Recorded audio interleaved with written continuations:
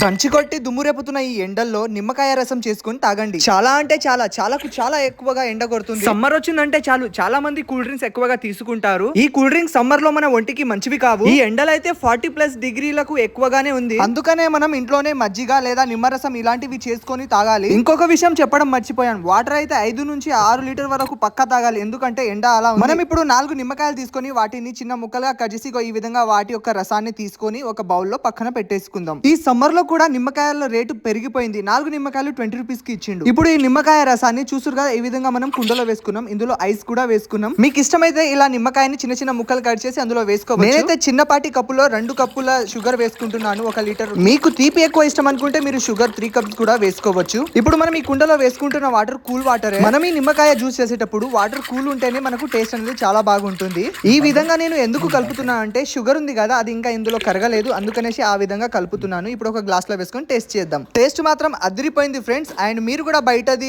Juice తాగకుండా ఇంట్లోనే prepare చేసుకొని తాగండి. మీకు గనక ఈ వీడియో నచ్చితే లైక్ చేయండి, షేర్ చేయండి, సబ్స్క్రైబ్ చేసుకోండి.